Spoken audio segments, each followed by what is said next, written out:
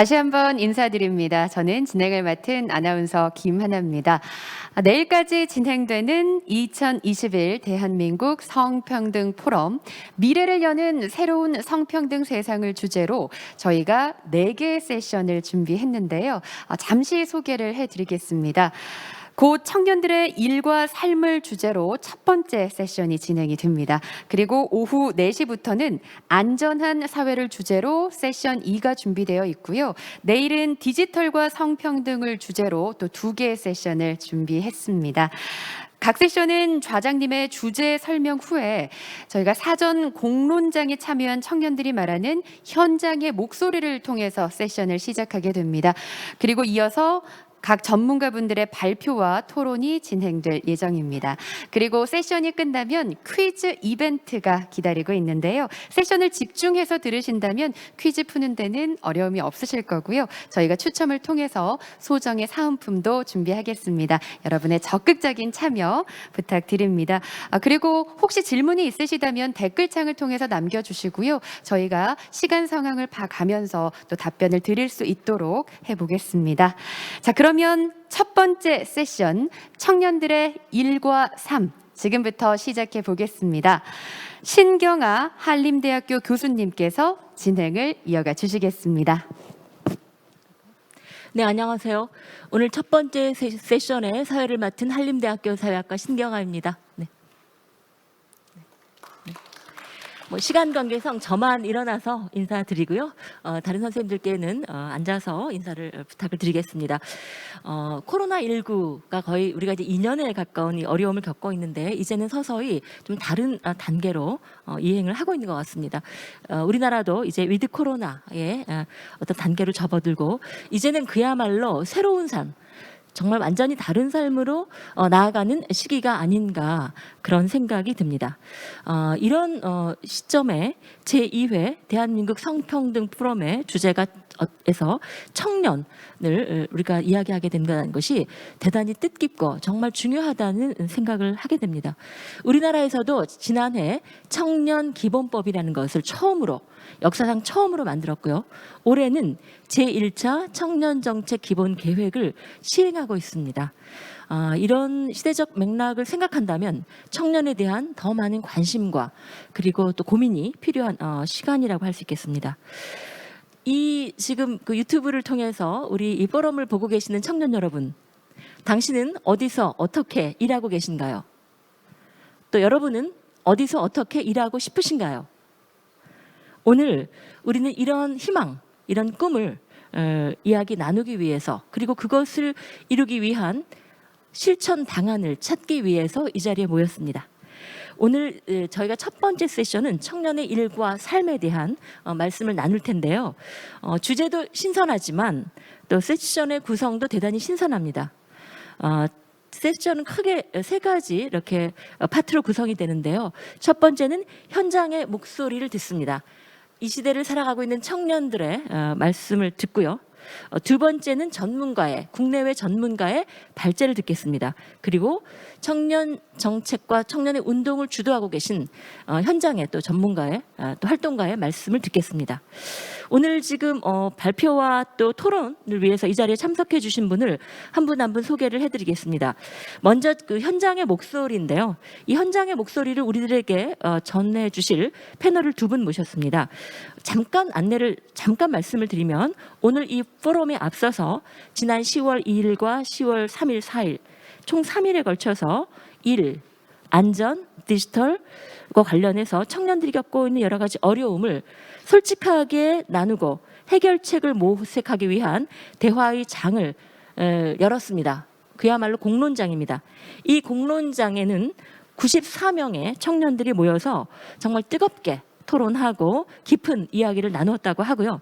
오늘 이 세션에는 그중 노동공론장에서 나눈 이야기를 이 공론장에 참여하신 2분 선생님께서 말씀을 해주시겠습니다.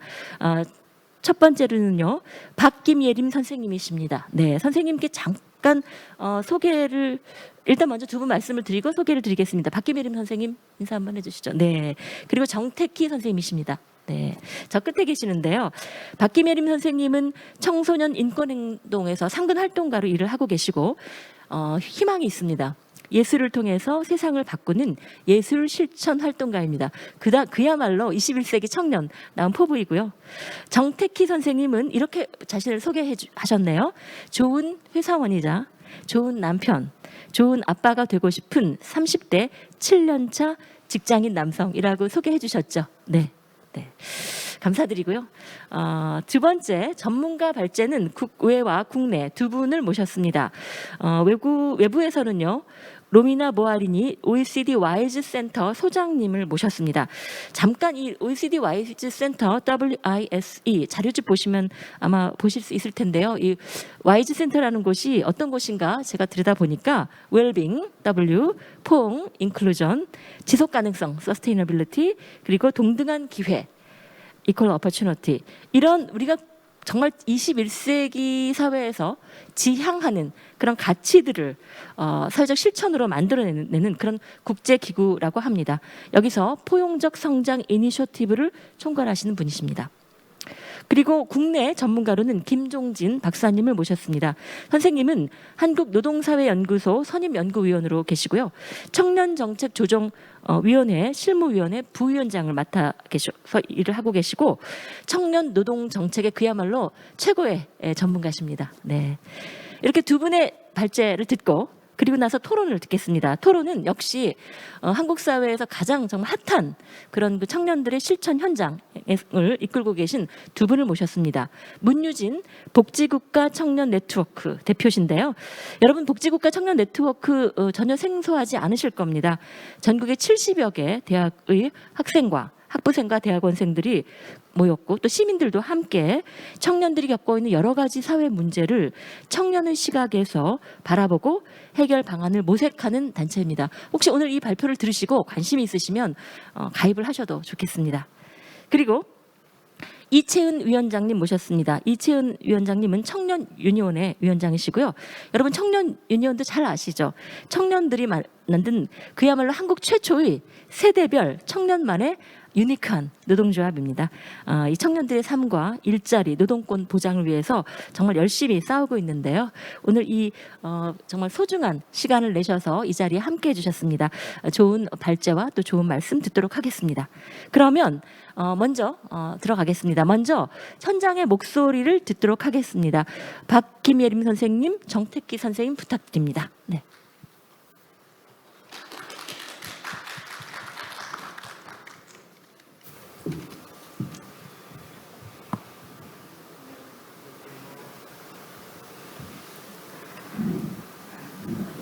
네, 안녕하세요. 저희는 대한민국 성평등 포럼 첫 번째 세션 청년들의 일과 삶 현장의 목소리를 발표하게 된 박김예림과 정택희라고 합니다. 반갑습니다.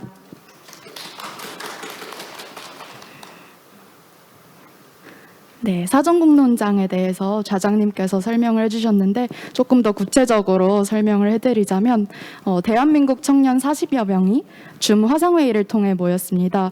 그래서 첫 번째 차시는 10월 2일 오전에 2시간 정도 진행이 되었고 일과 관련해서 각자에게 가장 깊은 인상을 남긴 사회적 이슈에 대해 이야기를 했고 이런 상황들이 발생하게 된 원인은 무엇인지에 대한 이야기를 나누었습니다. 두 번째 차시는 10월 3일 2시간 정도 진행이 되었고 그리고 1차 시에서 이야기했었던 문제들의 원인을 없애려면 어떤 대안들이 필요한지에 대한 이야기와 함께 이런 문제를 해결하는 것이 성평등 사회 실현에 어떤 도움이 될지에 대해 이야기 나누었습니다. 그리고 참여자 각자에게 성평등은 무엇을 의미하는지에 대한 중요한 이야기도 나누었습니다. 저희를 먼저 소개를 해드리려고 합니다. 저는 예술을 통해 세상을 바꾸는 예술 실천 활동가 박김예림이라고 하고요. 청소년 인권행동 아수나로에서 상근 활동을 했습니다. 그리고 인권연극 해당 사항 없음을 공동 제작을 했고 그리고 현재는 맹그로브라는 공간에서 아티스트 서클 입주 작가로 활동하고 있습니다. 네, 안녕하십니까. 저는 좋은 회사원이자 동시에 좋은 남편, 또 좋은 아빠가 되고 싶은 30대 7년차 남성 직장인입니다.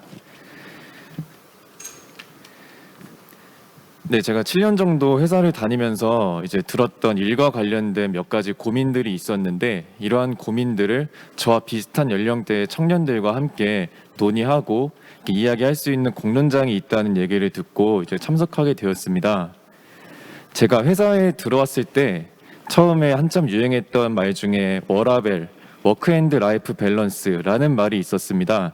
이게 말 그대로 일과 삶 간의 균형이라는 뜻인데, 그 워라벨이 화두가 된 지 이제 7년 정도 흐른 지금 과연 우리의 사회에서 일과 삶 간의 균형은 과연 잘 유지되고 있을지 공론장에서 논의되었던 주제들을 바탕으로 말씀드리도록 하겠습니다. 네, 첫 번째 논의되었던 내용으로는 인권 사각지대에 놓인 노동 취약계층이 아직 많다는 점입니다. 새벽 배송 노동자의 과로사, 대학교 청소 노동자의 사망, 평택항 대학생 노동자의 산재 사망 등 노동 취약계층의 사망이 우리 사회에서 아직 잇따르고 있습니다. 사회 고령화, 노동 시장의 양극화, 코로나19 팬데믹 등으로 인해 비정규직, 일용직, 영세 사업장 근로자 등 노동 취약계층이 점점 늘어나고 있으나 이들을 위한 사회 안전망은 아직 부족한 상황이라는 얘기가 있었습니다. 또한 장애인, 성소수자의 경우에는 본인들의 근로권을 보장받기가 어려우며 근로 시에도 여러 차별에 노출되어 있다라는 이야기가 있었습니다. 두 번째 논의되었던 내용으로는 임신, 출산, 육아로 인한 여성의 노동시장 이탈 문제입니다. 남녀의 혼인 후에 임신, 출산, 육아의 과정에서 여성의 경력 단절 지속이 발생하는데, 이러한 경력 단절의 발생 원인으로는 먼저 임신 및 출산 후에 여성의 복직이 어렵다는 점이 있습니다. 고용주는 임신, 출산, 육아 등 경력 단절의 사유가 발생하는 연령대의 여성에 대해서 비선호하며 대신 남성의 노동 지속성으로 인한 효율성을 추구하고 있습니다. 두 번째로 남성의 육아휴직 사용률이 여성 대비 매우 낮다는 점입니다. 예를 들어 2019년 출생아 부모의 육아휴직 사용률이 21.6%로 나타났는데, 이 중에 여성이 육아휴직 사용의 비중은 63.6%, 64,851명이 사용한 반면에 남성은 출산한 사람 중에 단 1.8%만이 육아휴직을 사용했습니다. 이처럼 남성의 경우 아직까지 사회에서 육아휴직 사용하는 것이 보편화되어 있지는 않다는 문제점이 있었습니다. 마지막으로 노동시장의 비정상적 구조가 있었습니다. 현재 과도한 경쟁을 유도하는 취업시장에서 취업에 실패한 청년층들은 비정규직 또는 임시직 등으로 밀려나게 됩니다. 그리고 노동에 있어서 남녀의 역할을 구분해서 특정 직종에는 특정 성별을 강요하는 일들이 있습니다. 이를 통해서 이제 남녀 임금 격차 또한 발생하게 되는데, 이와 같은 노동시장의 비정상적 구조 때문에 평생 직장의 개념이 사라지고 미래에 대한 불안감에 파이어족이라는 개념도 등장하게 되었습니다. 네, 지금까지 공론장에서 논의되었던 이야기들을 정리해서 말씀드렸고, 이 주제들에 대한 대안에 대해서는 옆에 계신 박김예림님께서 말씀해 주시겠습니다. 네. 백희님 논의 내용 잘 소개해 주셔서 감사합니다. 이 논의 내용에 대해서 저희가 대안에 대한 이야기도 나누었었는데요. 첫 번째로 일터에서의 다양성 존중과 소수자들의 권리 보장이 필요하다는 내용이었습니다. 그래서 성소수자를 고용하고 또 업무를 하는 데에 있어서 차별을 받지 않도록 하는 차별금지법이 필요하다는 이야기가 있었고요. 캠페인과 미디어 등 소수자들에 대한 차별을 지양하고 이들의 다양한 삶의 모습을 드러내는 것이 필요하다는 이야기가 있었습니다. 무엇보다 이주 여성, 성소수자, 청소년 그리고 장애 여성에 대한 임금 차별이 금지되어야겠고, 또 주휴수당과 최저시급 등 근로기준법이 준수되는 것도 필요하다는 이야기가 있었습니다. 노동권리 교육 의무화에 대한 이야기입니다. 관리자와 고용주 대상 성인지 교육과 젠더폭력 방지 교육 등 성평등에 대한 인식을 확립할 수 있는 교육들이 필요하다는 이야기가 있었고요. 그리고 무엇보다 어린 시절부터 국공립 초중등학교 내에서 노동권에 대한 교육이 필요하다는 이야기가 있었습니다. 그리고 근로자들에 대한 노동인권 교육 또한 필요하겠습니다. 돌봄 노동에 대한 인식 개선입니다. 코로나 시대 시장 경제에서 노동으로 취급받지 못하지만 필수적인 돌봄 노동에 대한 인식 개선이 필요하겠고요. 법적인 노동권리 보장 및 강화도 필요하다는 이야기가 있었습니다. 성차 없는 육아휴직이 보장되어야겠고 사업자의 육아휴직 관련 법률을 미준수할 경우에는 처벌을 강화하고 사업자의 입증 책임을 강화하는 것이 필요하겠습니다. 그리고 근로기준법상 플랫폼 노동자, 프리랜서, 예술인 등 법령에서 규정되지 않는 노동자들이 있는데요. 이들에 대한 보호기준 마련이 필요하다는 의견도 있었습니다. 마지막으로 직장 내 업무 환경 및 성차별적인 인식이 개선되어야 한다는 내용입니다.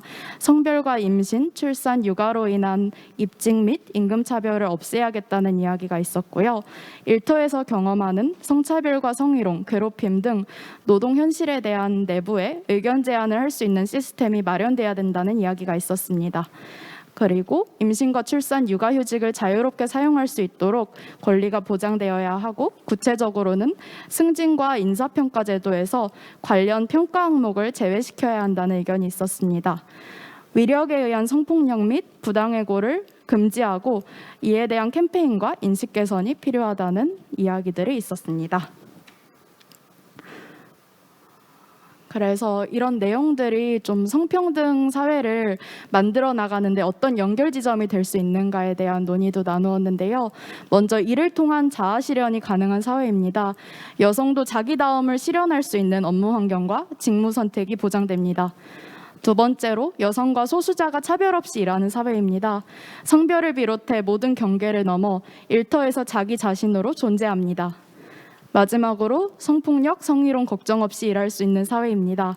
여성이라는 이유로 경험하는 폭력에 대한 두려움 없이 안전이 보장되는 사회입니다. 저희가 공론장에 참여하신 분들을 대표해서 이 자리에 왔는데요. 저희가 참여하면서 느꼈던 소감과 앞으로의 고민에 대해 소개를 해드리겠습니다. 먼저 저는 여성 청소년이자 예술인으로 경험했던 다양한 알바나 노동 경험과 관련해서 성차별, 성폭력에 대해 이야기할 수 있는 안전한 장이라고 느꼈습니다. 또 차별과 폭력에서 머물지 않고 더 나아가 세상을 변화시킬 수 있는 밑거름이 되는 시간이어서 감사했던 것 같습니다. 또 우리가 바라는 세상을 함께 떠올려보는 시간이 되어서 의미 있다고 느꼈습니다. 앞으로의 고민과 기대는 일터에서 여성 청년 노동자들이 서로의 연결과 지지를 확인할 수 있는 방법을 찾아가고 싶고요.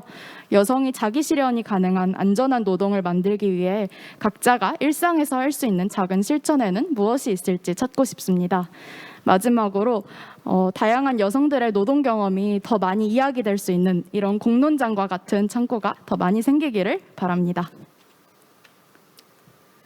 네, 공론장에 참석을 신청하면서 이제 제 생각에는 처음 보는 사람들과 온라인으로 통한 대화이기 때문에 어색할 줄 알았는데 편안한 분위기에서 많은 이야기들을 서로 나눌 수 있어서 좋았습니다. 다음으로 직장을 다니면서 들었던 고민들이 저 혼자 하는 걱정이 아니라 많은 사람들이 공감할 수 있는 내용이었던 것 같아서 좋았습니다. 또한 공론장을 통해서 이전에 생각해보지 못한 지점들을 새로 접할 수 있었고 새로운 고민들을 할 수 있었습니다. 앞으로의 기대라면 저희는 모두 살아가기 위해서 노동을 해야 합니다. 노동에서의 인권이 보다 더 존중되는 사회가 되었으면 좋겠습니다. 또한 존재하지만 활용할 수 없는 유명무실한 제도가 아니라 본인의 의지에 따라 실제로 활용할 수 있는 제도들이 더욱 많아졌으면 좋겠습니다. 마지막으로 좋은 아빠가 되기 위해서는 좋은 직장인을 포기해야 되는 사회가 아니라 좋은 아빠가 좋은 직장인도 될 수 있는 사회가 되었으면 좋겠습니다. 이상으로 앞으로 여성과 청년들이 우리 사회에서 조금 더 안전하고 그리고 행복하게 자기 실현을 할 수 있기를 바라는 마음을 담아 발표를 마치도록 하겠습니다. 감사합니다. 두 분 선생님 감사합니다. 바쁜 시간 내셔서 공론장에 참석하기도 쉽지 않으셨을 텐데 또 그 결과를 이렇게 같이 공유해 주셔서 정말 감사드리고요. 지금 유튜브를 통해서 저희 포럼에 참여하고 계신 젊은 청년들께서도 또 내년에도 이런 기회가 있다면 한번 해보고 싶다 이런 생각을 하실 수도 있을 것 같아요. 아까 앞서서 두 분이 말씀해 주셨지만 사실 지금 20대, 30대 청년들은 과거의 또 부모 세대와는 다릅니다. 일뿐만 아니라 나의 개인적인 삶도 있고 내 가족도 있고 엄마뿐만 아니라 아빠도 같이 아이를 키울 수 있는 책임과 또 그런 권리가 있다고 생각을 하거든요. 그런 점에서는 우리 일터가 바뀌고 사회가 바뀌어야 되는데 아직 한참 따라가지 못하고 있다. 그렇다면 우리가 어떻게 행복하게 일도 하고 또 가족을 돌볼 수 있는 그런 사회로 나아갈 수 있을까? 이런 고민들을 던져주셨습니다. 감사히 받겠습니다. 두 분의 말씀을 이제 듣고 나서 이제는 저희가 좀 전문가들이 또 이 문제에 대해서 어떤 고민들을 하고 있고 어떤 전략을 가지고 계신지 한국과 또 외국의 사례를 들어보겠습니다. 첫 번째 로미나 보아니디 OECD 와이즈 센터 디렉터 모셨습니다. 아까 소개는 드렸고요. 첫 번째 발표 부탁드리는데요. 보아리니 박사님의 주제는 OECD 웰빙과 포용적 성장 전망입니다. 네, 박수로 청해서 듣겠습니다. 네. Good morning and thank you so much. 여러분 안녕하십니까? 매우 중요한 포럼을 주최해 주셔서 대단히 감사드립니다. 오늘 함께 할 수 있게 되어서 기쁘게 생각합니다. 저는 OECD 와이즈 센터에서 왔습니다.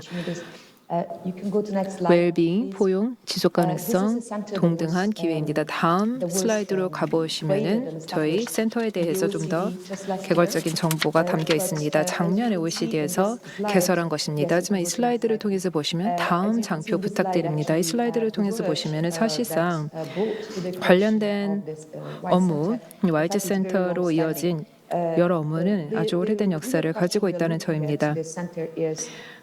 와이즈 센터를 통해서 우리가 사회 웰빙을 어떻게 보다 더 잘 이해를 할 수 있을까를 보는 것입니다. 개인들에게 있어서 개인의 삶에 있어서 가장 중요한 요소가 무엇이고 이것을 어떻게 잘 측정할 수 있을까, 사회의 진보를 어떻게 잘 측정을 할 수 있을까, 그리고 한 사회가 가장 중요한 목표를 어떻게 달성하는지를 보려고 하는 것이었습니다.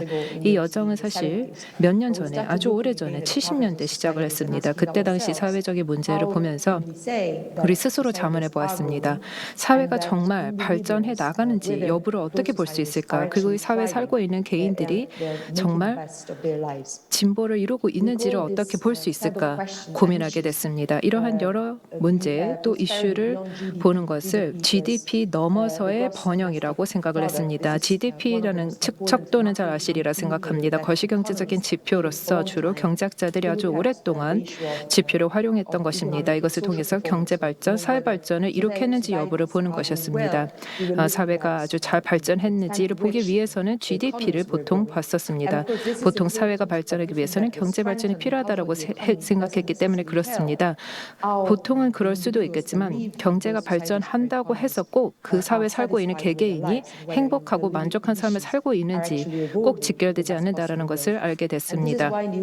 그래서 저희는 OECD 차원에서 이 문제의식을 아주 오랫동안 가지고 있었습니다. 여기 이 화살표 방식으로 중요한 이정표들이 나와 있습니다. 저희 OECD가 지난 몇 년 동안에 가장 중요하게 여겼던 성과들, 새로운 프레임워크, 새로운 데이터를 계속해서 이룩해낸 성과를 보여드리고 있습니다. 객관적인 방식으로 하려고 했습니다. 저희는 경험론적인 데이터와 통계치를 통해서 보려고 했습니다. 단지 어떤 가치 판단을 하는 것이 아니라 객관적으로 사회의 웰빙의 수준을 어떤 척도로 보려고 했던 것입니다. 저는 저희 와이즈 센터의 최근의 업무에 대해서 말씀을 드리겠습니다. 또 한국에 대한 시사점에 대해서 말씀을 드리겠습니다. 특히 청년에 대해서 그리고 기타 다른 청년 내에서의 여러 집단에 대해서 말씀을 드리겠습니다. 다시 말해 여성 청년 집단 또 남성 청년 집단에 대해서 말씀을 드리겠습니다. 다양성과 사람들이 가지고 있는 다양한 요소에 대해서 말씀을 드리겠고 특히 또 저희가 올해 초 발간한 보고서에 대해서 말씀을 드리고 싶습니다. 한국에 대한 포용적 성장 검토입니다. 이것은 한국 정부가 OECD에게 의뢰를 한 보고서였습니다. 이 보고서를 통해서 저희는 불평등이라는 이슈를 한번 살펴봤습니다. 불평등이 경제사회에 한국 경제사회에 어떻게 만연해 있는지 그리고 이 불평등을 해소하기 위해서 어떤 노력을 해야 되는지 말씀을 드리겠습니다. 다음 장표 부탁드리겠습니다. 여기 와이드 센터에서는 저희가 세 가지 핵심 원칙을 가지고 있습니다. 우선은 가장 중요한 것을 측정하려고 하고 있습니다. 앞서 말씀드렸다시피 경제 실적 또 사회 발전을 단지 거시경제적인 지표를 넘어서 보려고 하는 것입니다. 그리고 임팩트를 보려고 하고 있습니다. 정부가 내는 어떤 행동 그리고 또 민간 부문의 행동이 어떤 개인의 임팩트가 있는지 보려고 했던 것이고 또 SDG에 대해서 측정하려고 하고 있습니다. 앞서 다른 연사님들께서 말씀해 주셨습니다. SDG는 지속가능 발전 계획으로서 유엔의 의제입니다. 전 세계 국가들이 채택한 목표로서 미래의 청사진이라고 볼 수 있겠습니다. 여기에는 평등과 관련된 그리고 인권 존중 관련된 여러 가지 사안이 담겨 있습니다. 그리고 또 두 번째 와이드 센터에서 중요하게 생각하는 것은 사람 중심 정책을 보는 것입니다. 웰빙과 포용적 성장을 객관적으로 어떻게 통합할 수 있는지 그리고 정책 주기에 어떻게 편입시킬 수 있는지 보려고 하고 있습니다. 다양한 정책들이 정부 차원에서 입안하는 정책들이 어떻게 개인의 웰빙을 극대화시키는 방향으로 입안될 수 있을까를 보려고 하는 것입니다. 이 중에서 사람 중심 정책에서 특히나 한 가지 구체적으로 말씀드리고 싶습니다. 전체 개인의 생명 주기에서 조기에 우리가 개입을 하는 것이 얼마나 중요한지 이것에 대해서 좀 더 구체적으로 나중에 짚도록 하겠습니다. 면 젊은 특히 영유아 단계에서 우리가 어떤 노력을 하는지에 따라서 결과가 매우 달라진다. 영유아에 있어서 가장 미래 투자를 하는 것이 적기다라고 생각을 하고 거기에 관련해서 말씀을 드리고 싶습니다. 특히 또 영유아 일대에 가장 평등한 어떤 토대를 마련하는 것이 더욱더 중요하기 때문에 여러 집단을 막론하고 상황을 막론하고 평등한 토대를 어떻게 마련할 수 있을까? 그것을 와이드 센터에서는 매우 중요하게 생각하고 있습니다. 저 이미 15세에 있다. 이미 10대다. 그러면은 저희는 늦었다고 생각합니다. 이미 10대에 투자를 하는 것뿐만이 아니라 10대 때 이미 그런 토대를 마련하는 것을 시작하는 것은 이미 늦었다. 이런 가치관을 심어주고 인권 존중을 하는 그런 정신을 심어주는 것은 아주 영유아일 때부터 해야 된다라고 저희는 믿고 있습니다. 따라서 영유아 시기일 때부터도 교육을 받아서 어린 아이들이 나중에 가서도 평등한 사회를 구현하고 그런 사회에 살 수 있도록 하는 것이 우리의 가장 중요한 미션이라고 생각합니다. 또 저희는 직접 OECD 회원국들과 함께 파트너십을 가지고 있고 또 비OECD 국가들과도 노력하고 있습니다. 각국의 정책과 과제들을 최대한 지원해서 웰빙, 포용, 성장, 지속 가능성 그리고 평등 기회를 실현하기 위해서 노력하고 있습니다. 다음 장표를 보시면 저희 웰빙 프레임워크 틀입니다. 저희가 OECD 와이드 센터에서 가장 중요하게 생각하고 사용하고 있는 도구입니다. 각국 개개인이 좋은 사회에 살고 있는지 여부를 보는 데 있어서 이 웰빙 틀을 사용하고 있습니다. 웰빙을 보는 데 있어서 구체적인 그 특징들도 요소들을 말씀을 드리자면 간략하게 여기에 세 가지를 말씀을 드리겠습니다. 우선 오늘날 현재의 웰빙 수준을 보려고 하고 있습니다. 개인과 사회가 지금 현재의 웰빙 현황이 어떻게 되어 있는지 보려고 하는데요. 여기 왼쪽 화면 왼쪽 단을 보시면은 예컨대 이 현재의 웰빙은 11개의 측면을 보고 있습니다. 여기는 삶에 있어서 개인에게 있어서 중요하게 생각하는 여러 가지 요소들이고 저희가 여러 조사를 통해서 연구를 통해서 사람들이 정말 중요하게 생각하는 내 삶을 극대화시키는 데 있어서 중요하게 생각하는 요소들이 이 정도이다라고 평가를 했습니다. 경제적인 웰빙도 있지만 그렇지 않은 웰빙도 있습니다. 그래서 소득, 부, 일, 양질의 일자리, 주거, 여기에 워라밸도 있습니다. 워크라이프 균형.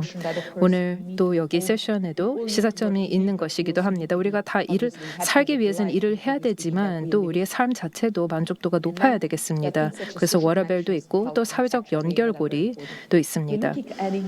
그리고 또 포용도 보고 있습니다. 단지 사회가 전체적으로 어떠한 발전을 내리고 있는지를 보기도 하지만 그 사회 내의 집단 간의 간의 연결도 보고 있습니다. 그리고 또 웰빙을 전체적으로 장기적으로 유지하기 위해서는 지속 가능성이 중요하게 또 작용이 됩니다. 다음 장표를 보시면 한국의 성별 집단 간의 불평등을 이 웰빙 틀을 통해서 한번 보려고 했었습니다. 이 통계치를 보면은 사회의 각 집단별로 연령대별로 그리고 생명 주기별로 다양한 아까 말씀드렸던 측면에 있어서 어떤 성과가 있는지를 보려고 했습니다. 그래서 젊고 중년층을 보면은 한국 같은 경우는 젊은 청년이 사회적 서포트 같은 경우는 좋은 실적을 내고 있다라는 것을 볼 수 있습니다. 통합도가 매우 높습니다. 그리고 정부의 참여도가 매우 높다라고 얘기를 하고 있습니다.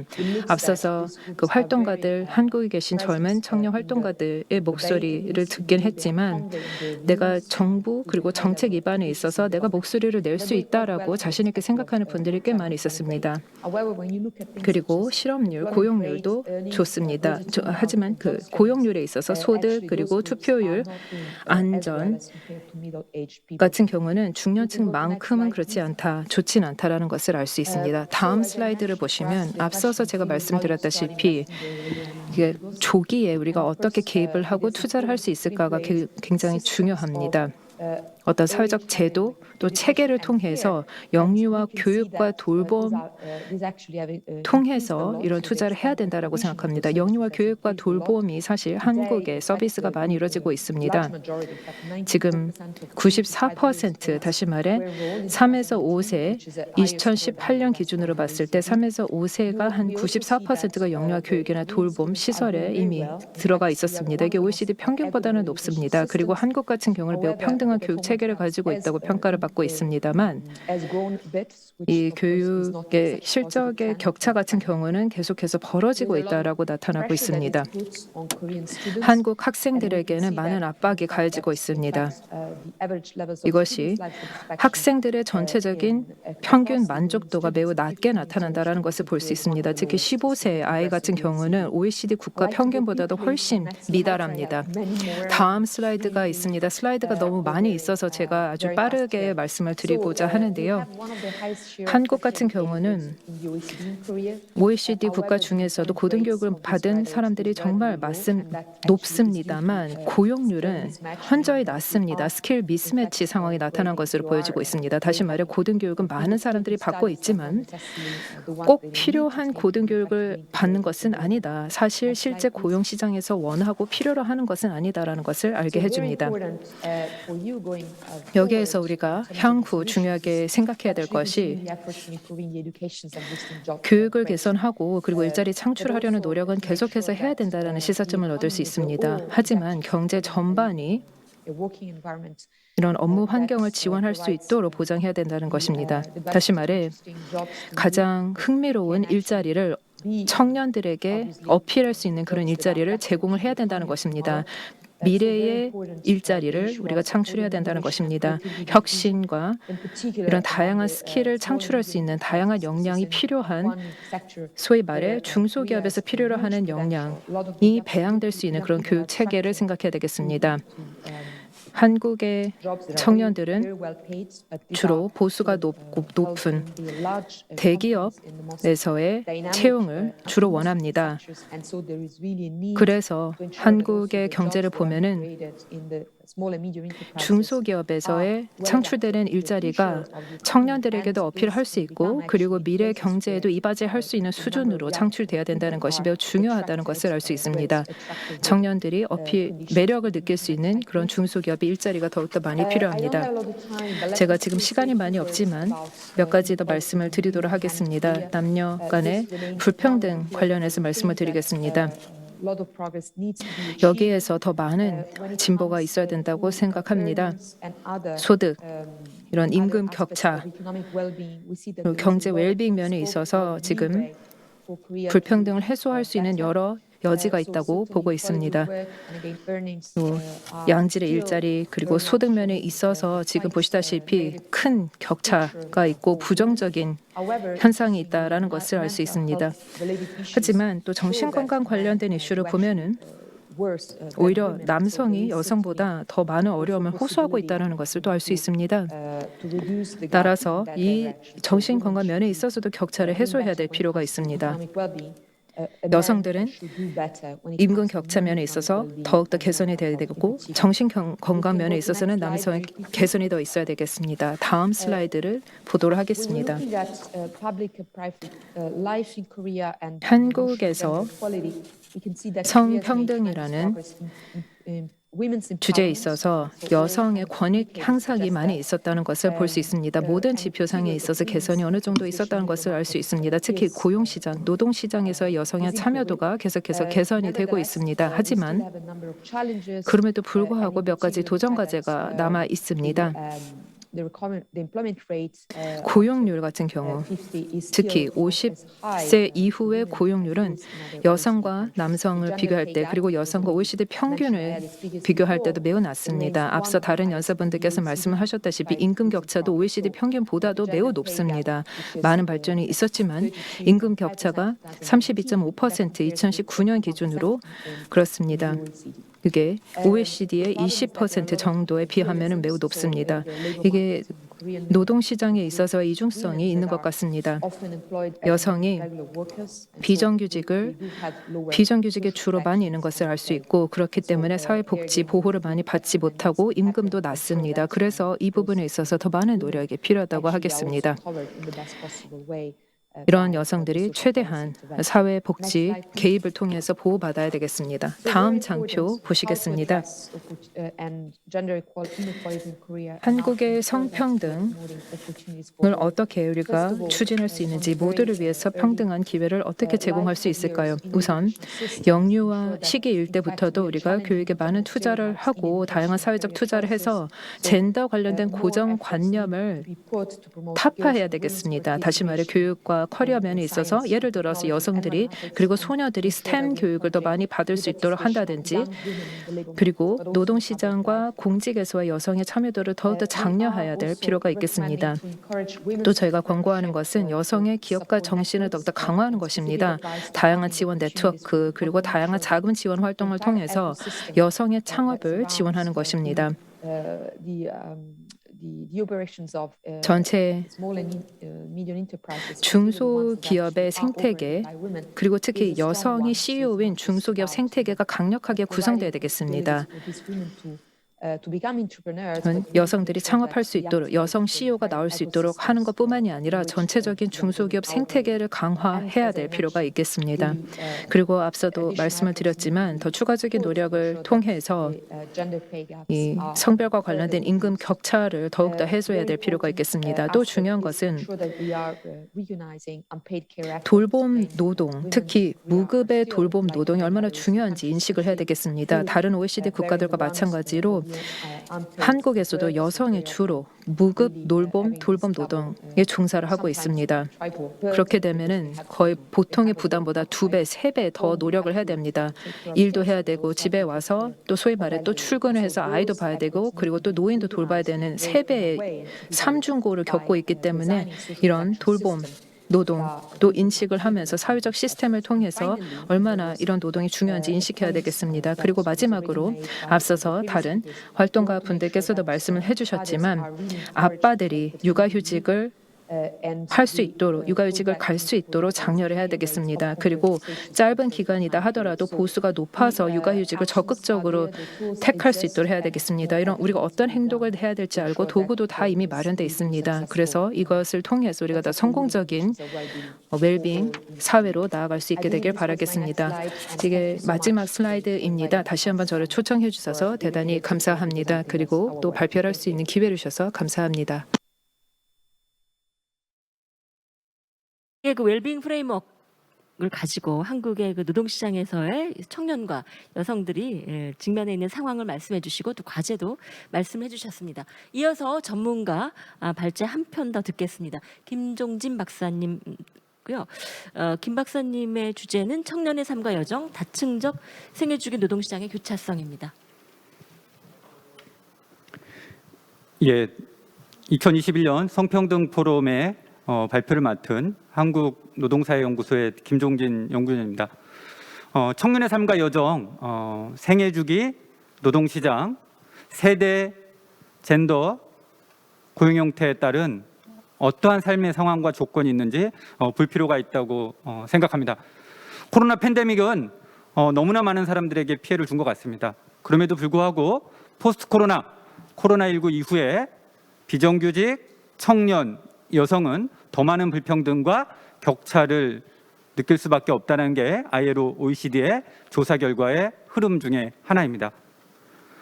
코로나19 시기 일자리를 잃은 청년, 수업, 학업을 받지 못한 청년들은 이 경험이 흉터 효과로 남아서 몇십 년 후에 청년이 장년기에 들었을 때 정신건강 등에 더 불평등한 상처로 남을 수 있다라는 겁니다. ILO 리포트를 보면 저소득 청년, 20대 초기 청년, 여성, 교육훈련이나 지원을 받지 못한 청년들이 더 위험한 상황에 노출되어 있다는 게 지난 1년의 경험입니다. 청년은 세대별로 초기, 중기, 후기로 나눌 수 있지만 20대 청년, 여성, 그리고 일자리를 갖지 못한 청년들이 지난 코로나19 시기에 더 많은 정신건강의 우울을 경험했다는 것도 전 세계적 흐름인 것 같습니다. 한국도 다르지 않습니다. 코로나19의 불평등은 프리랜서 청년, 플랫폼 노동을 경험하고 있는 청년, 학교를 졸업하고도 교육훈련이나 취업을 하지 못한 니트 청년, 코로나 블루라고 하는 이 청년기의 우울과 정신건강은 자기 모색을 하는 데 있어서도 대단한 불합리한 조건을 형성하고 있습니다. 경제사회노동위원회 조사 결과에 의하면 한국의 청년들은 코로나 블루로 심각한 정신건강에 위험성을 느끼고 있고, 특히 저소득 청년, 일자리를 갖지 못한 미취업자 청년들은 극단적 선택을 더 많이 경험할 수 있다라는 조사 결과도 있습니다. 2021년 성평등 포럼의 청년 공론화 의제에 보면 차별과 돌봄의 문제, 혹은 젠더화된 노동의 분업 구조, 또 위계적인 조직 문화, 성희롱과 성폭력과 같은 다층적, 다차원적인 노동시장 상황에 청년들은 놓여 있습니다. 지난 15년 한국 사회 노동시장은 청년의 생산인구, 경제활동인구, 취업 전반적으로 좋지 않은 상황으로 빠지고 있습니다. 특히 주목해야 될 것은 경제활동을 하지 않는 비경제활동 인구의 청년이 증가하고 있다. 특히 학교를 떠난 다음에 그냥 쉬고 있는 청년이 20대 중반 청년의 많은 비중을 차지하고 있습니다. 바보야, 청년 실업이 문제가 아니야. 니트가 문제다. 특히 비구직 니트라고 하는 청년이 지난 15년 사이에 2배 이상 증가했다는 것을 우리는 예의주시해야 됩니다. 더 청년 내에서도 젠더 차원에서 보면 여성의 경제활동 참가율, 고용률은 증가했음에도 불구하고 비구직 니트나 장기 실업의 여성 청년이 증가했다는 것은 우리 사회 정책이 어디에 포커스에 맞춰야 되는지 확인할 필요가 있습니다. 청년의 일자리 양만 창출한다고 해서 되는 문제는 아닙니다.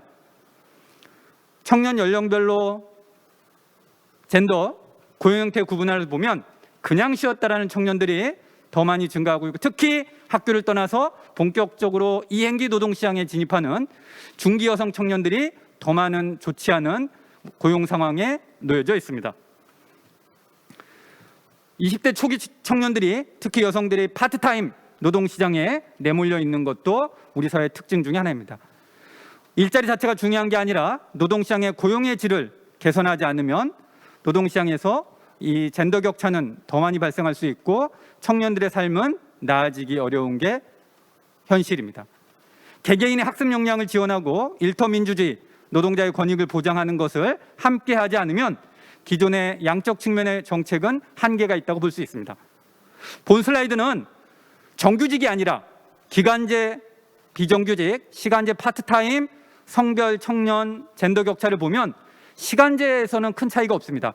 그런데 기간제 노동자의 30대 청년으로 가면 그 격차가 확인됩니다. 그만큼 성평등의 성별 임금 격차의 문제는 시급이 아니라 재수당, 더 많은 노동 조건에서 나타나고 있다라는 것입니다.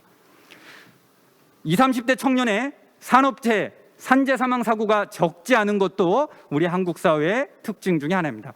30대 중후반의 산재 사고의 비율과 큰 차이가 없고, 특히 여기에는 괴롭힘, 직무 스트레스와 같은 정신건강 영역이 많이 포착하지 못하고 있음에도 불구하고 청년의 일터의 사고는 적지 않습니다. 최근 노동시장은 이중 노동시장이라고 하는 듀얼 레이버 마켓이 문제가 아니라 플랫폼 노동, 특수고용, 프리랜서로 확대되고 있다는 것이 더 큰 특징 중에 하나이고, 플랫폼 노동의 청년은 56.8%로 노동시장에서 청년이 절반을 넘고 있습니다. 사회적 보호로부터 보호받지 못하는 노동시장에 청년들이 노출되어 있고, 프리랜서와 플랫폼 노동에서도 초기 청년, 중기 청년, 후기 청년으로 가면 기존 노동시장의 임금 격차가, 성별 격차가 프리랜서와 플랫폼 노동에 있어서도 고스란히 반영되고 있습니다.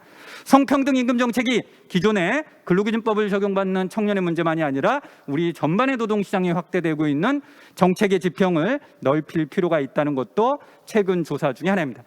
국제기구는 다양하게 디센트워크, 좋은 일자리를 만들고 공식경제로 전환하고 코로나 문제를 해결하고, 특히 청년 정책은 민주시민의 양성, 사회 신뢰를 강화하는 데 초점을 둬야 된다는 것이 함의 중에 있습니다. 2013년 유럽연합은 청년 보장제도라는 정책적 방향을 제시하고 청년들에게 더 많은 삶의 기회와 자율성을 확보하기 위한 정책을 시행하고 있습니다. 한국도 2020년 청년기본법 제정 이후에 청년 정책을 활성화하는 정책으로 방향을 전환하고 있습니다. 인간의 존엄성과 가치를 실현하고 민주적 시민으로서 청년들이 개개인의 역량을 할 수 있도록 국가적 책무를 지행하고 5년마다 청년 정책을 수립하는 정책을 하고 있습니다. 이처럼 다양한 청년들이 청년 내에 젠더, 세대, 고용 형태별로 다름을 확인하고 노동시장의 고용의 질, 사회적 보호를 교차성에 접근해서 설계해야 됩니다.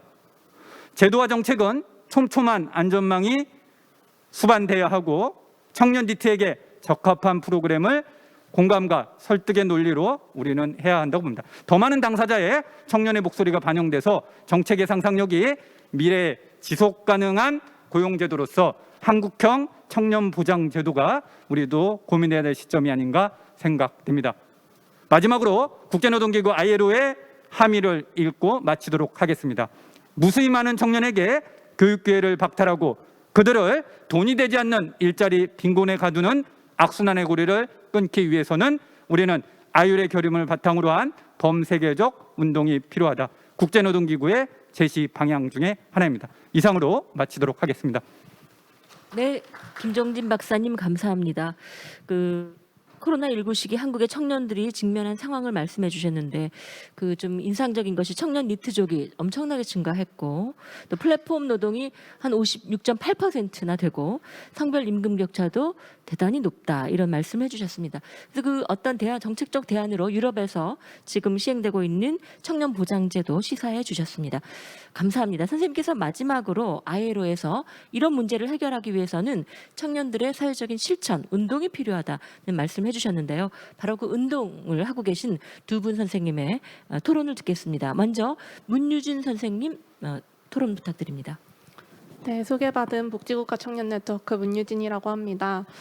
저는 먼저 오늘 좌장님께서 아까 던져주신 그 질문에 대해서 좀 생각을 해봤는데요. 어디서 어떻게 일하시나요? 그리고 어디서 어떻게 일하고 싶으신가요? 라는 질문을 듣고 조금 마음이 무거워졌던 것 같습니다. 지금 우리 사회는 어디서 어떻게 일하고 있는지에 따라서 어디서 어떻게 일하고 싶은지에 대해서 생각할 수 있는 선택권이 주어지느냐 주어지지 않느냐를 결정되는 그런 사회에 살아가고 있다고 생각을 하는데요. 저는 이런 것이 코로나19를 통해 극대화되어서 나타났다고 생각합니다. 방금 김종진 박사님의 발제를 통해서도 들었는데요. 작년에 저희 단체에서 코로나19 이후 여행업 종사자 청년들을 인터뷰를 했었어요.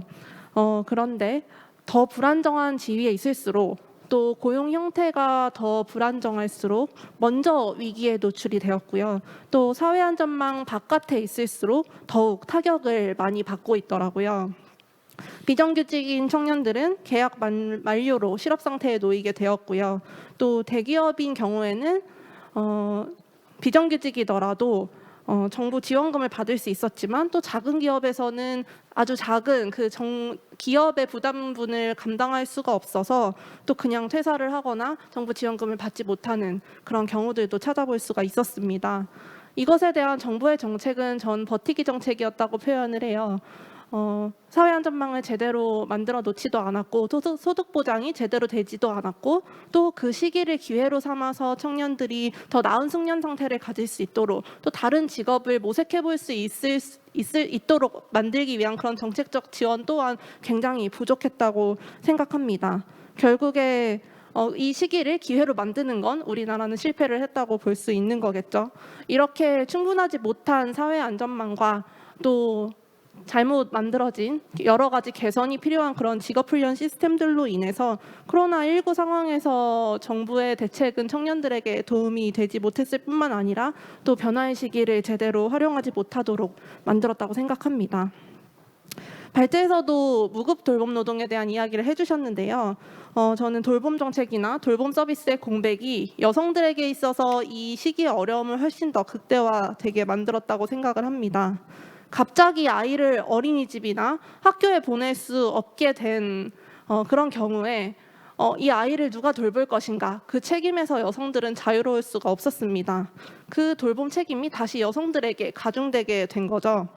그래서 코로나19로 인해서 단기간에 여성들은 이제 노동시장에서 이탈을 해야 되거나 아니면 뭐 휴직이라든지 그럼 임금 삭감을 감수하고라도 돌봄을 여성들이 감당해야 했던 그런 상황들이 바로 여성들이 겪고 있었던 현실이었다고 생각합니다. 저도 지금 아이를 키우는 분들과 함께 동료로서 일을 하고 있는데요.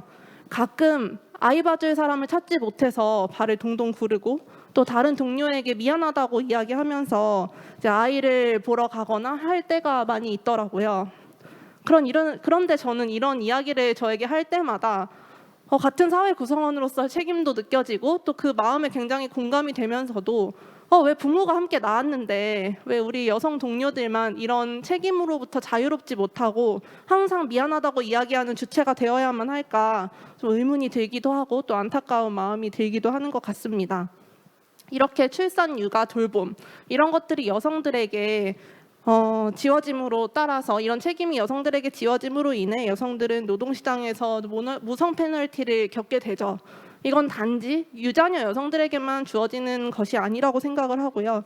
채용에 있어서부터 이 사람이 결혼을 할지 말지 출산을 할지 말지 그런 것들을 예상하지 못하기 때문에 승진, 고용 유지, 채용, 각종 페널티로부터 여성들이 자유롭지 못하게 되는 그런 결과를 낳고 있다고 생각합니다. 실제로 노동시장 진입 시기에 여성 청년들은 성차별을 경험을 하고 있습니다. 2015년 금융권 공기업 그리고 2021년 동아제약 등 기업에서 채용 남녀 성비를 임의로 조정하기도 했고요. 또 여성이라는 이유로 면접 과정에서 아이를 낳을 건지 결혼을 할 건지 정말 뻔한 그런 차별적인 질문을 받기도 했습니다.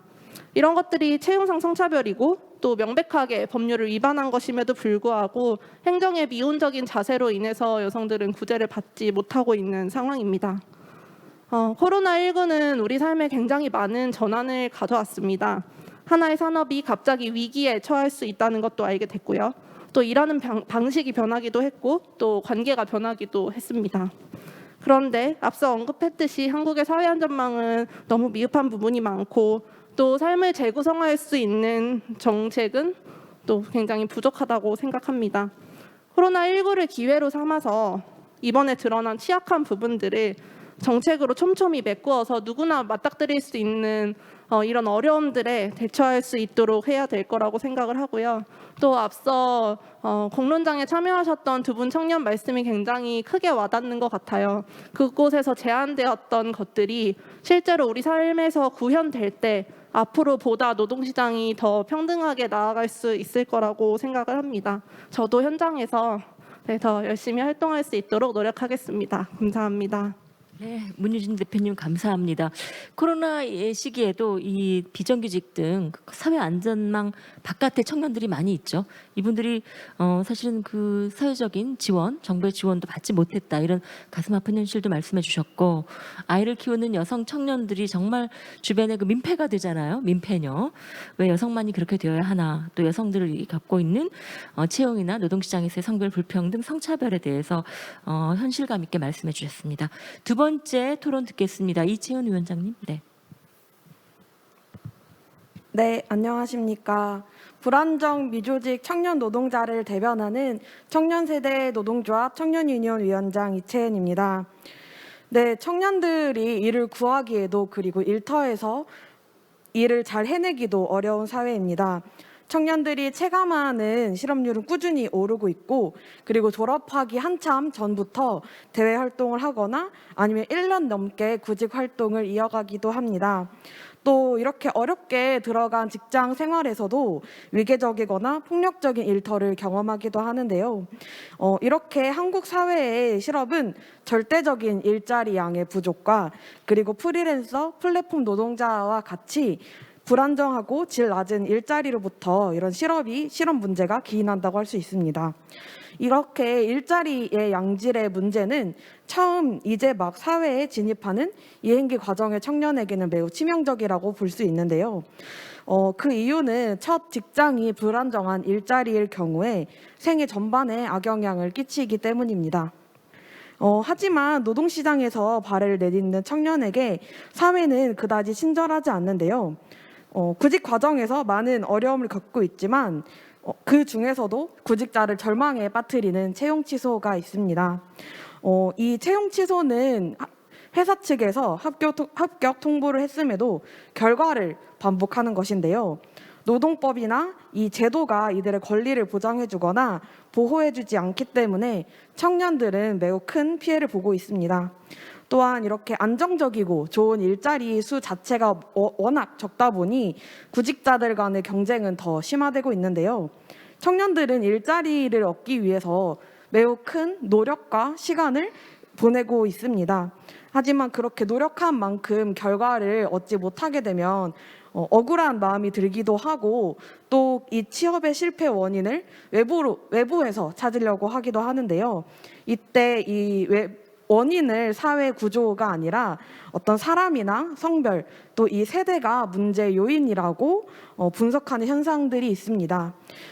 바로 이제 여성의 경제 활동이나 어른들의 어떤 정년 연장으로 인해 남성 청년의 일자리가 줄었다고 분석하는 현상이 그 중에 하나인데요. 물론 결론만 봤을 때는 그렇게 보일 수도 있습니다. 하지만 이것은 문제의 본질을 보지 못한 현상이라고 볼 수 있는데요. 여성과 장년층의 경제활동 증가는 어찌 보면 사회가 발전하면서 생기는 당연한 현상입니다. 그러면 이제 무엇이 문제냐라고 했을 때 청년 실업의 근본적인 문제는 우리 사회에 양질의 일자리가 없다는 것입니다.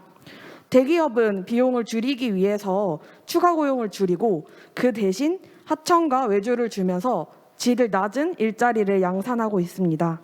또 공공 일자리를 확충해야 하는 정부는 기업에 투자하는 그런 간접적인 방식으로 일자리 창출의 책임을 외면하고 있습니다. 이런 구조적인 문제의 원인을 정확하게 보지 않았을 때 우리는 여성 혐오와 같은 사회적 혼란을 겪을 수밖에 없습니다. 이 혼란은 사회적 갈등만 초래할 뿐,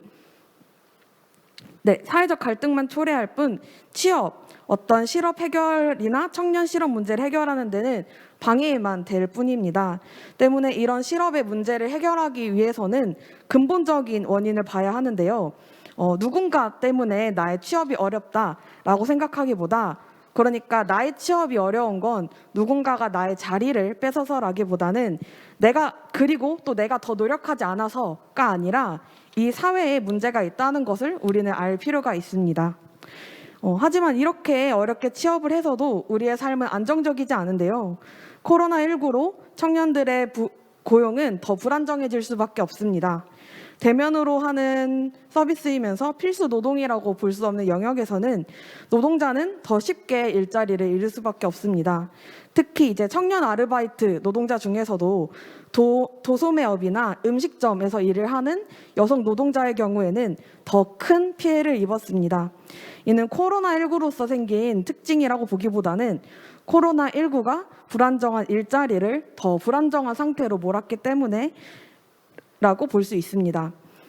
이는 여성 노동자여서 단순히 일자리를 잃은 것이 아니라 애당초 여성 노동자들이 일하는 일자리가 불안정하다고 볼 수 있습니다.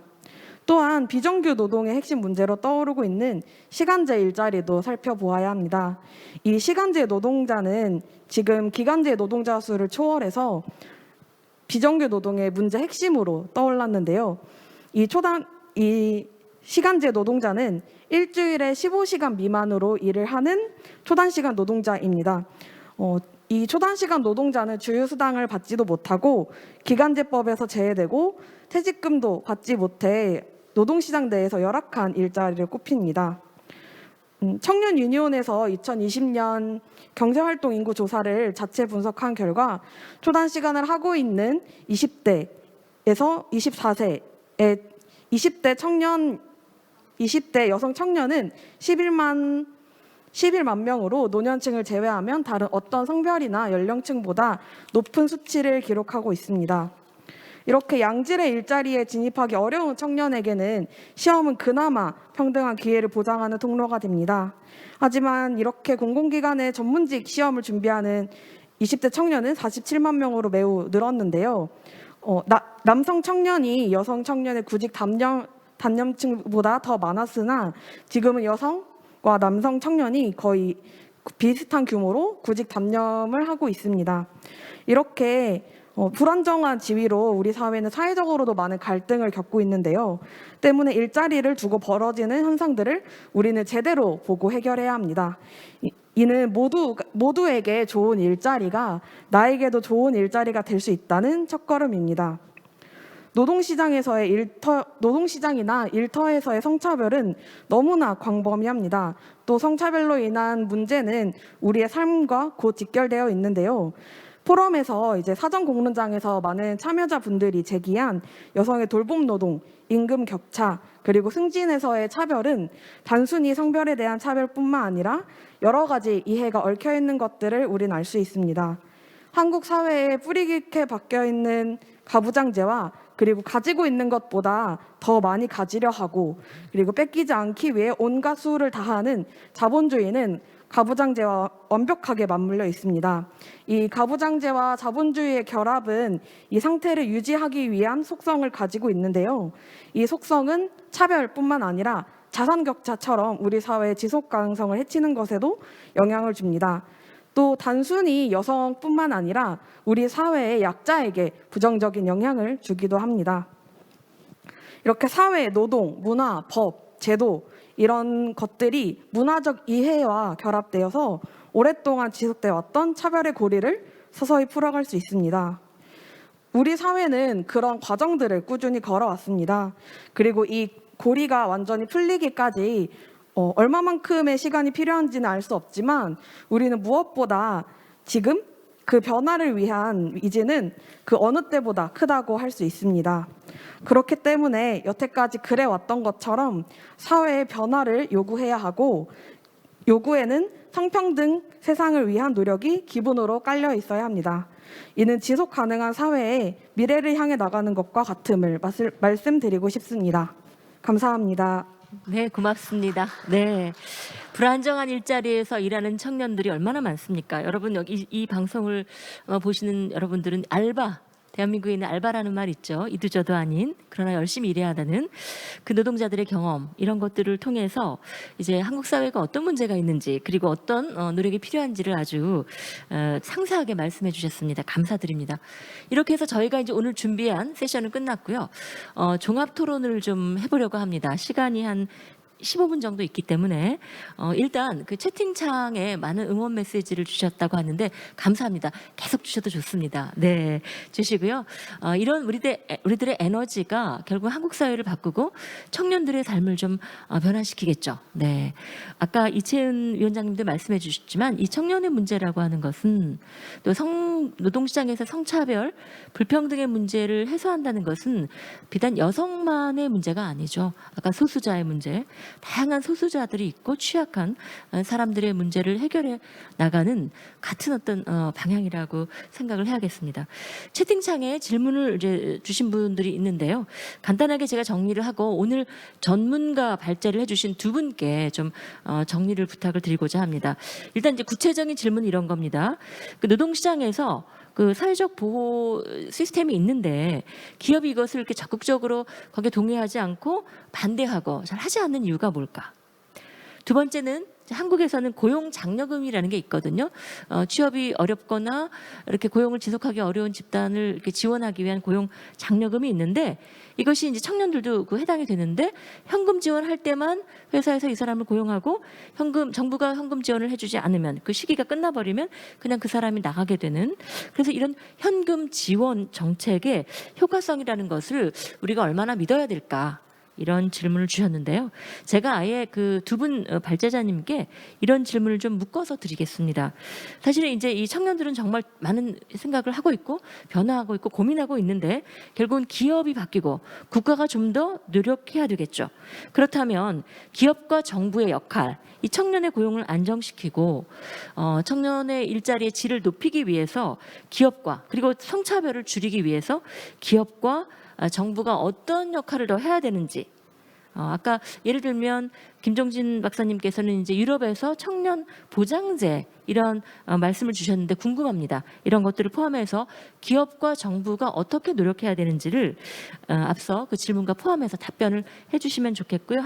일단 한 3분 정도 시간을 드리고 또 추가 질문을 드리겠습니다. 먼저 일단 김종진 박사님 그리고 보아리니 박사님, 네, 부탁드립니다. 예, 온라인에서 채팅방 질문 두 가지 좀 짧게 말씀을 드리면요. 과거에 저희는 사회보험, 사회적 안전망이었습니다. 그런데 최근에 국제기구에서는 사회적 보호라는 개념을 쓰고 있거든요. 그러니까 협의 수준의 낮은 수준의 사회적 안전망이 아니라 안전, 세프티 문제라든가 그리고 교육훈련, 역량, 기술 모든 걸 포괄하는 형태로 사회적 보호를 하고 있고요. 기업에서 이런 것들에 대해서 반대 혹은 꺼려하는 것은 그만큼 기업이 부담해야 될 재정이 있기 때문에 이제 그런 것 같습니다. 특히 최근에 코로나 시기에 고용보험을 플랫폼 노동, 프리랜서까지 확대하는 이런 논의에 있어서도 항상 재원의 문제로 경영계에서 반대 목소리가 있는 것으로 확인됩니다. 두 번째, 고용장려금은 중소기업에 이제 지원이 되는 방식인데요. 중소기업의 채용을 청년 활성화시키기 위해서 중소기업에 이제 현금 지원을 합니다. 근데 일정 정도 지나면 한국의 대기업과 중소기업의 격차 문제가 있어서 청년들의 오래 일자리를 남지 못하죠. 그래서 예전에는 절반 수준이었는데 최근에는 3분의 2 정도 고용 유지가 되고 있지만 정책이 변화해야 될 것 같습니다. 기업 지원 방식이 아니라 청년 당사자에게 지원하는 방식으로 전환해야 되고, 특히 좋은 일자리에 자기 역량을 가질 수 있도록 최근에 프랑스에서 시민활동, 직업활동 계좌제, 청년이 능력을 향상할 수 있도록 개개인의 필요한 니드에 맞추어서 하는 방식으로 전환하는 것이 바람직할 것 같습니다. 청년보장제는 아마 OECD 우리 발표하신 선생님이 더 잘 아실 텐데요. 청년 실업의 문제를 초점에 두고 실업 문제를 극복하고 일자리 창출 정책을 했지만 그게 지속 가능하지 못했다라는 것입니다. 특히 취약층은 더 그렇고요.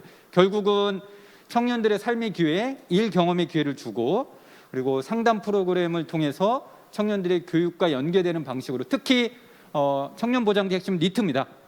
니트 청년의 일자리의 지속 가능성을 위해서 청년 보장제가 교육과 일 경험 상담, 특히 HR 관점에서 휴먼 리소스 관점, 자격증이 중요한 게 아니라 경영학에서 인지기술이라고 하는데 청년들은 인지기술만이 아니라 비인지기술, 관계, 사회관계, 소통의 방식 등, 그래서 비인지기술까지 포함해서 그래서 프랑스는 미시형 로컬, 핀란드에서 오후야마 센터 같은 한국의 청년 센터에서 그런 역할들을 하고 있습니다. 그래서 공급 방식의 청년 정책이 아니라 수요자, 당사자 중심의 청년 방식으로 변화해야 된다라는 것이죠. 네, 감사합니다. 여러 가지 말씀을 주셨는데 마지막 말씀, 공급 방식이 아니라 정말 청년들이 원하는 그 정책을 해달라. 바로 그 목소리를 듣기 위해서 오늘 이런 자리를 만든 것이죠. 네, 보아리니 박사님, 저희가 간절하게 박사님의 답변을 듣고 싶습니다. 부탁드립니다.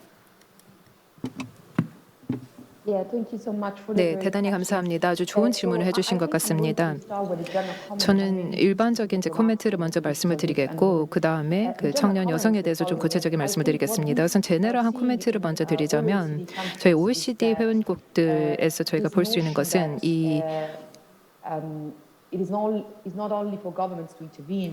정부가 개입을 해야 되겠지만 당연히 기업 또 민간 부문에서 행위를 바꿔야 된다라는 것을 우리가 모두 보고 있습니다. 이런 흐름이 더욱더 일반화되고 있는 것을 보고 있습니다. 정부와 기업이 그래서 파트너십을 맺어서 함께 이 문제를 해결하려고 노력하고 있고 다양한 전략을 개발하고 투입하려고 하는 것을 보고 있습니다.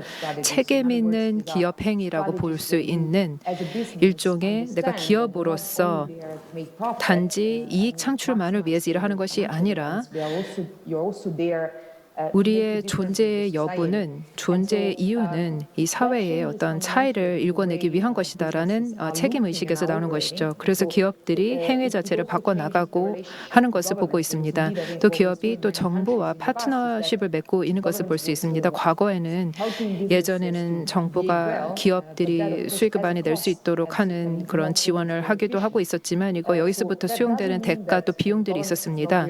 그렇다고 해서 지금이 정부가 개인을 전혀 지원하지 않고 이런 관련된 보조금을 우리가 다 철폐를 해서 취약계층을 돕는 일을 하지 말아야 된다라는 것은 아니지만 그만큼 기업들이 더 많은 노력을 해야 된다라는 것을 의미합니다.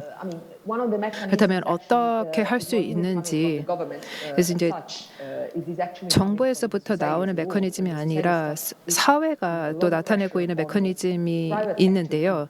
다시 말해 사회 전반에 걸쳐서 기업의 입김을 작용하는 것이죠. 우리가 소비자로서 기업에 계속해서 부담을 가중하는 것입니다. 소비자로서 기업을 향해 이렇게 해달라.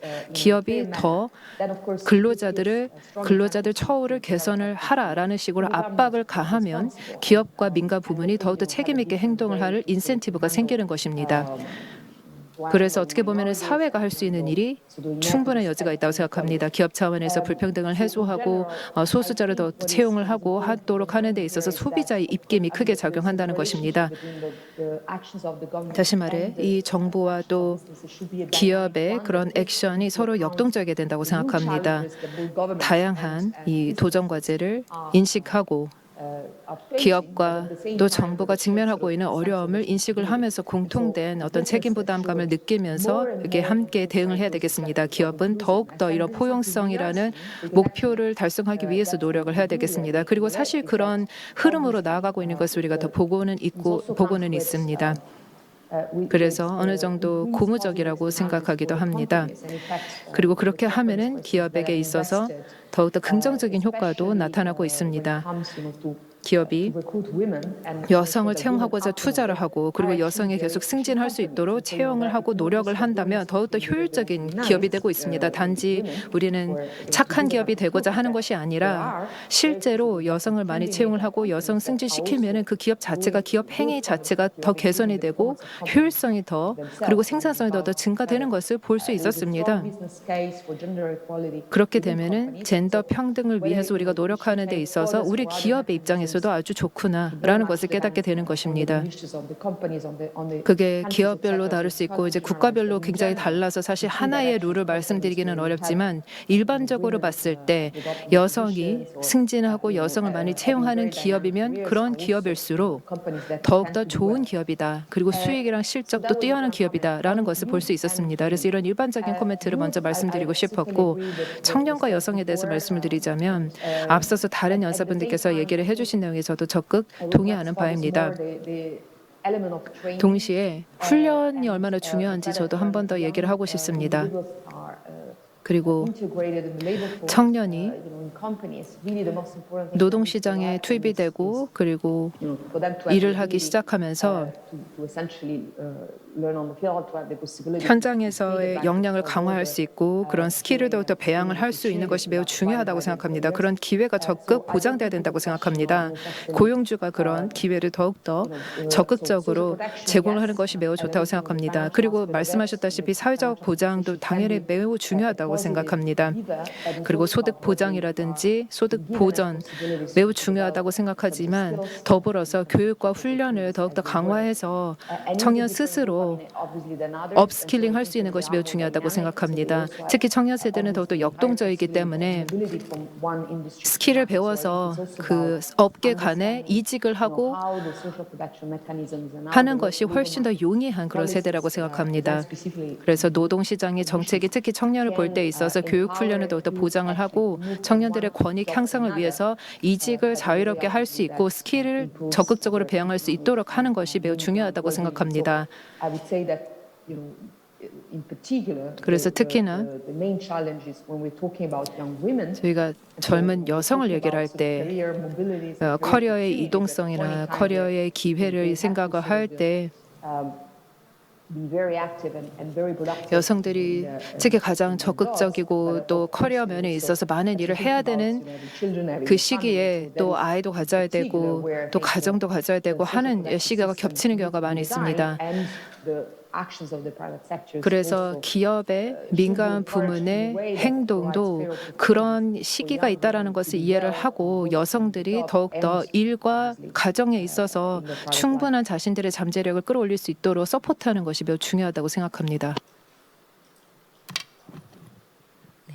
예, 감사합니다. 네, 제가 충분히 통역이 됐기 때문에 제가 따로 요약을 드리지는 않고요. 결국 이제 박사님 말씀도 기업과 정부는 늘 이렇게 당기고 밀고 하는 갈등과 협력의 관계에 있는 것 같습니다. 그래서 기업이 알아서 프로텍션을 제공해 주지는 않지만 정부가 중요한 역할, 또 사회적인 역할, 거긴 사회에는 청년들 당사자도 있을 것이고 또 시민사회도 있겠죠. 그래서 여러 가지 지금 우리가 얘기하는 노동의 이제 안정성과 유연성을 강화하는 이런 유럽에서 진행되고 있는 실험에 대해서도 말씀을 해주셨습니다. 감사합니다, 박사님. 네, 그러면 시간이 거의 갔나요? 어떻게 시간이 한 5분 정도 남아 있기 때문에 저희가 이 자리가 더 중요하고 이 자리에 지금 귀한 시간을 내주셔 네 분이 계시는데요.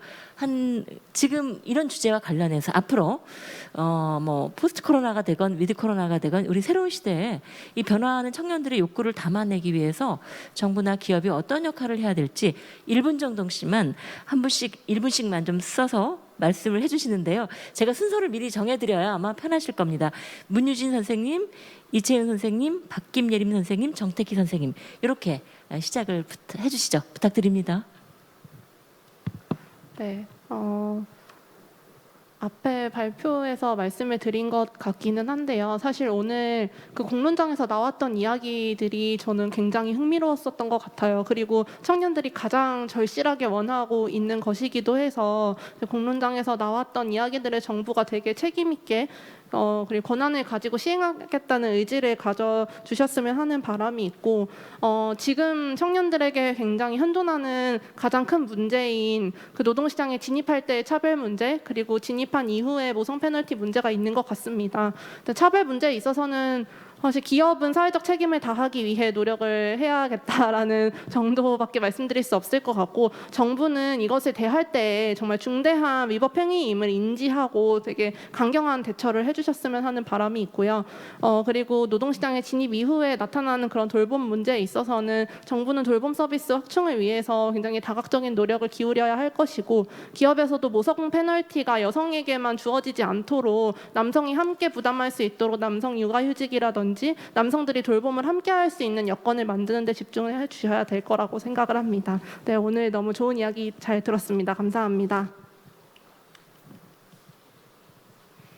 네, 저는 방금 이제 디렉터님께서 말씀해 주신 것 중에 사회가 이제 기업에게 어떤 책임을 요구를 해야 한다라는 것에 굉장히 이제 동의를 했고요. 근데 이제 그 과정에서는 사실 노동조합의 역할이 매우 필요하다고 생각합니다. 근로자나 소비자가 기업에게 아니면 이제 본인의 이제 회사 측에 어떤 노동자의 권리라든지 여성의 어떤 성차별에 대한 것에 적극적으로 의견을 제시하고 요구하기가 매우 어려운 구조가 이제 특히 한국 사회에서는 있기 때문에 어쨌든 노동조합에서 단순히 어떤 자신의 조합원뿐만 아니라 이 사회가 처해 있는 어떤 성차별에 대해서 적극적으로 해석하고 노력하려는 역할들이 필요하다고 저는 생각을 합니다. 그런 데 있어서 이제 노동조합이 그런 힘과 어떤 역할을 잘 하기 위해서는 노동조합에 이제 잘 결합하려는 어떤 노동자의 그런 의지와 의지가 좀 더 중요하다고 생각을 하고요. 그리고 이제 아까 말씀해 주셨던 것처럼 교육과 훈련에 있어서도 어떤 직무급제를 좀 이제 실현하기 위해서 또 이 과정에서도 노동자나 어떤 노동조합의 이런 역할들이 좀 필요할 것 같습니다. 사실은 이 성차별이라는 게 제가 아까도 말씀드렸지만 어떤 이 노동시장에서 이런 성차별들이 이제 노동계에서 잘 해결이 됐으면 좋겠습니다.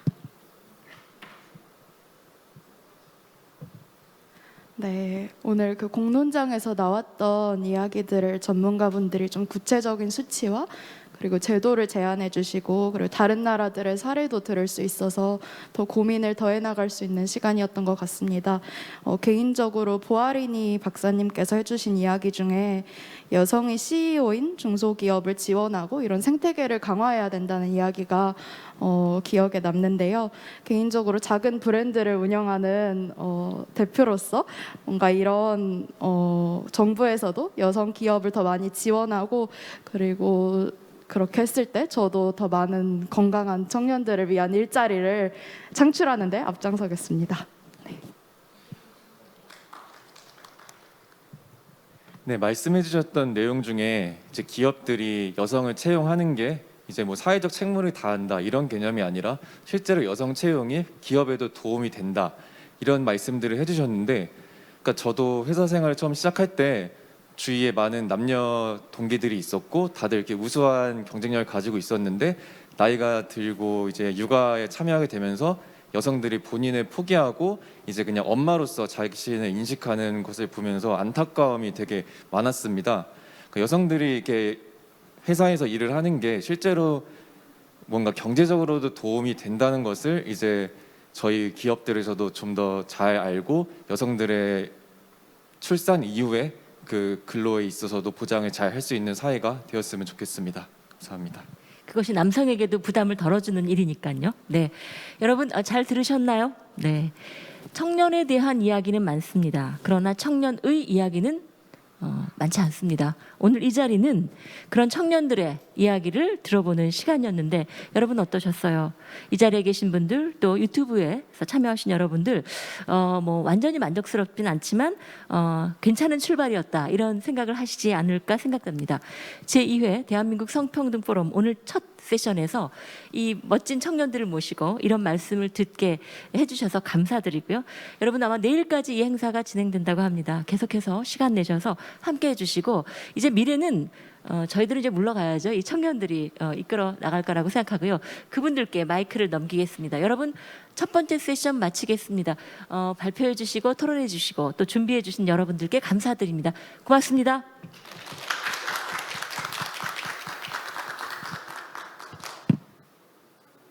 네, 청년들의 일과 삶을 주제로 청년들이 더 나은 환경에서 더 평등한 세상에서 일할 수 있도록 머리를 맞대고 이야기를 나눠봤습니다. 사전 공론장에서의 이야기를 확장시켜서 주제 발표도 들어보고 토론도 하는 아주 값진 시간이었는데요. 정부와 기업이 이 청년들의 목소리에 귀 기울여서 더 나은 환경에서 함께 일할 수 있기를 바라겠습니다. 오늘 멋진 세션을 이끌어주신 신경아 교수님 그리고 참여해주신 연사와 청년 여러분께 진심으로 감사의 말씀을 드립니다. 저희는 잠시 휴식 시간을 갖고요. 4시부터 세션 두 번째 시간을 이어가려고 합니다. 두 번째 세션의 주제는 안전한 사회인데요. 계속해서 많은 관심과 참여를 부탁드리고요. 아마 귀를 뗄 수 없는 그런 시간이었는데 잘 들으셨다면 이 세션이 끝나고 바로 직후에 진행되는 퀴즈 이벤트도 쉽게 해결할 수 있을 것 같습니다. 저희가 세션 1 퀴즈 이벤트 안내가 나갈 예정인데요. QR코드 그리고 댓글에 URL을 눌러서 참가를 해주시면 저희가 추첨을 통해서 소정의 선물도 드리도록 하겠습니다. 자, 그러면 잠시 후 두 번째 세션으로 돌아오겠습니다.